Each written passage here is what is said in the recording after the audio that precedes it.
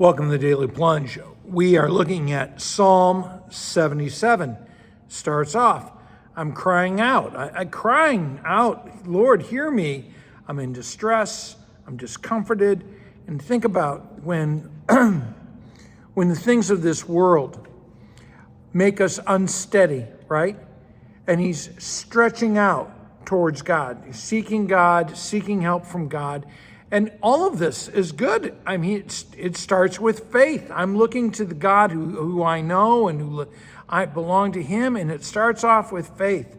But then he becomes sleepless. He becomes restless. He's kept awake, right? He's too troubled to speak. He's so overwhelmed, so anguished. And he's going through a real-time crisis. There's concrete pain going on. And he's losing faith. He's embroiled in doubt. He's doubting God. And he's asking, can I trust God? Can I rely upon God in this turmoil I'm going through?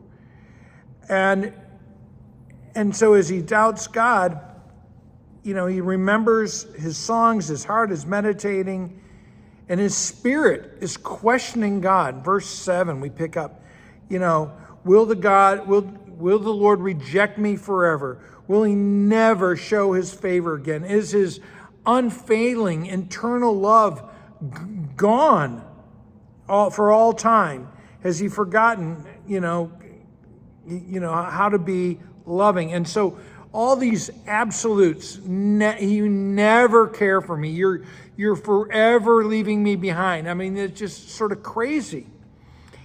And the one thing I would say is when you read verses 7 through 9, he's asking himself. He's not confronting God with this. He's asking himself. And the thing is that the psalmist fears that the promise of God has failed, that God's compassion is withheld, his grace forgotten, his love is gone away. And the thing is, we all identify this. We forget who God is. We are so full of my misery, my complaints, my assumptions, right? We're so preoccupied with ourselves, we forget who God is. But then we get to verse 10, and there's a pivot. Then there's a change, but it's not in God, it's in the one offering the prayer, right? He finds an answer, but again, it's not because this answer has come from the sky. It's been there all along. And he turns from himself and from his anguish and his fears and his doubt, and he turns towards God and his truth. And he says, I will remember, I will consider, I will meditate on who God is. And it's a willingness to meditate on all God's works, consider all his mighty deeds.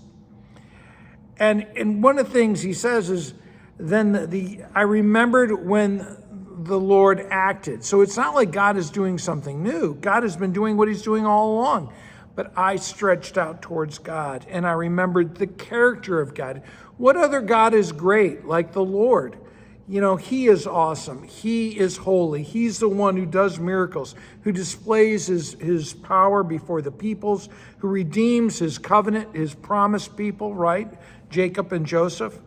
And so he talks to the Lord, you, Lord, my God, your power, your path. And he goes back to the Exodus, right, story, the story of Moses crossing the Red Sea. And he talks about how creation is awed by God, fears God, and about his arrows, his lightning that he's throwing around. And that in the midst of this, God sends leaders like Moses and Aaron, even though they struggle.